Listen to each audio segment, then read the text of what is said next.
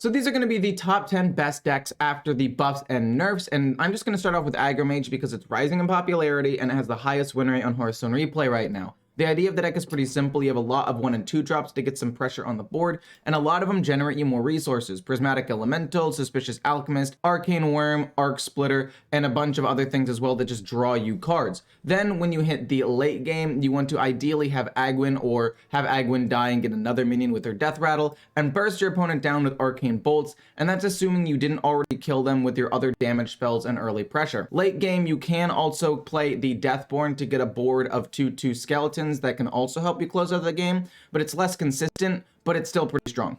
Next up on the list is going to be Curse Imp Warlock, which I personally think is the best deck in the game, but the stats for the Aggro Mage are slightly higher. Whenever anybody asks me which deck is the best deck to pick up after the buffs and nerfs, I pretty much always say Curse Implock for a couple of reasons. 1, it's got a good early game imp package and you can go aggressive. 2, the curses allow you to compete in the mid and late game with some of the slower decks. So basically, no matter what the meta is, this deck will always have a home and will be above a 50% win rate. Unless it gets nerfed or changed in some way, this is a very safe deck to craft that will be at least moderately strong in every single meta that it is a part of. So the next deck on the list is going to be Pure Paladin, which has 2 main win conditions. One is the Blood Crusader into the Countess, which is guaranteed if you play an early order in the court. And the idea is you want to play Countess 1 turn early, so you can play the Invitations 1 turn early and get a big spike. The other win condition that is probably more reliable is just the fact that you have a lot of 1, 2, and 3 drops, and you just play tempo with some decent pumps.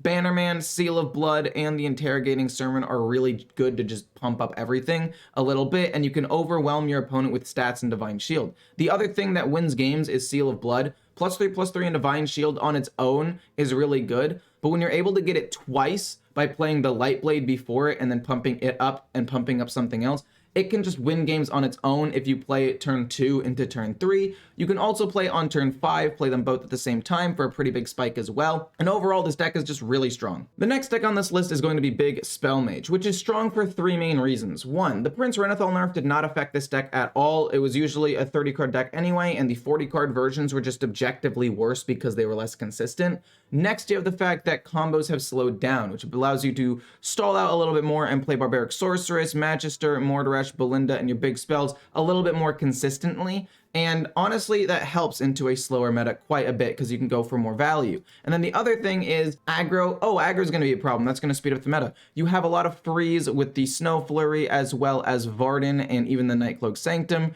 You have removal with the Pelican Diver and the Reckless Apprentice. You have armor with Deepwater Evoker.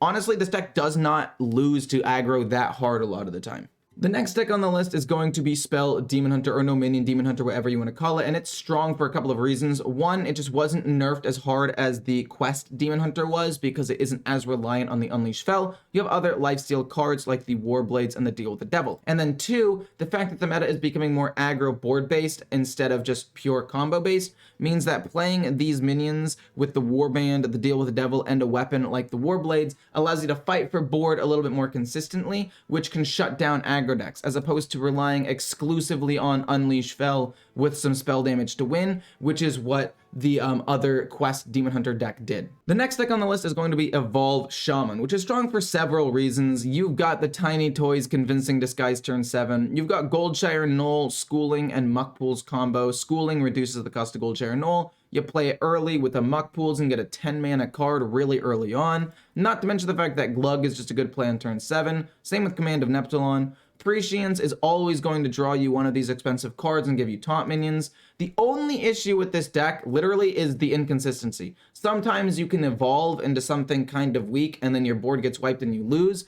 But a lot of the time, if you can get out one really good board and close out the game with Bloodlust turn 5 or 6, there's not really much your opponent can do as long as you don't low roll. Even if you like medium roll, this deck will almost always win, but because of the fact that it's inconsistent and there's some things out of your control, I did move it down on the list, but it's really fun, fairly cheap, and I would highly recommend it. The next deck on the list is going to be Shockspitter Hunter, which is just really strong after the Prince Renathal nerf. There was an original nerf to Shockspitter like 2 days after the expansion that made it go from 2 mana to 3 mana, so you could play less Shockspitters. But now the Prince Renathal was nerfed to the point where decks have at least 5 less HP, and 20% of people now are not playing Renathal that were. you need on average 1 to 2 less shock spitters to win the game, which means the original nerf to this card is kind of negated. You can play less shock spitters, but you also need 1 to 2 less to win the game, so it kind of breaks even, and you're able to win games turn 7 or 8 with this deck once again. It's actually a lot more consistent than I thought it was going to be. It's a 30 card deck, so you're going to draw shock spitter all the time, and you're able to reactivate it with Devouring Swarm, Youthful Brewmaster, Zola, as well as Bran. The next deck on the list is going to be OTK Phylactery Warlock, which I think is better than Shockspitter Hunter, but it's a lot harder to play because instead of just like, ooh, me play weapon, hit face, play Shockspitter, win, you have to manage hand size, you have to heal yourself and control the board a ton, reduce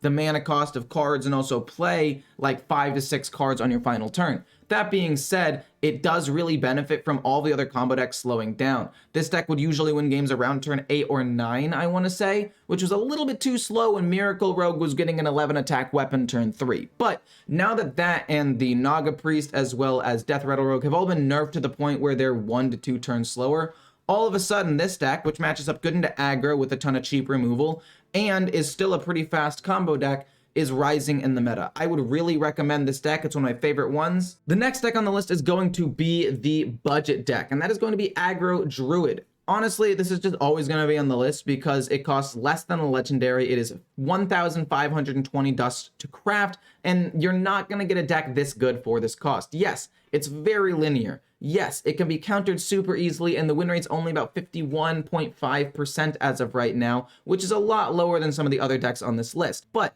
it's simple to play, so it's easy to pick up for new players. It's really cheap, and you can easily get to Diamond with this deck and really start to get a grip on the meta. So if you're a new player or playing on a budget, I would highly recommend this deck. The last deck on this list is going to be my personal preference deck, and that is the Blood Death Knight. And I will say right now that Frost Death Knight is arguably better than this. Win rate wise, and after the Prince Renathal nerf, it's just a lot more consistent. It can do 30 damage a lot easier than it can do 40 damage, and it's got a lot of removal, so if you're playing against more aggro board-based decks, Frost Death Knight actually matches up pretty well. The only thing is, I don't think it's as fun as Blood Death Knight, and I still have a good 8 and 4 win rate with Blood Death Knight after the nerfs and buffs. Obviously, that's not the largest sample size. I've been experimenting with a lot of things, but this deck feels really good. You match up really well into aggro. If people are playing slightly slower combos, you have more time to play Theatar, Mutanus, and Patchwork to disrupt them. And overall, you got enough discover and value generation that you can also beat control decks. I really like this one. It's very expensive. The games can go really long, but I just like having an actually decent control deck in the meta. I'm not saying it's broken, but I do think that if you want to play something like control, either this or a control like Quest Priest are probably your 2 best options, but I personally like this one the most. Hope you guys enjoyed the video. I will see you guys in the next one. Bye.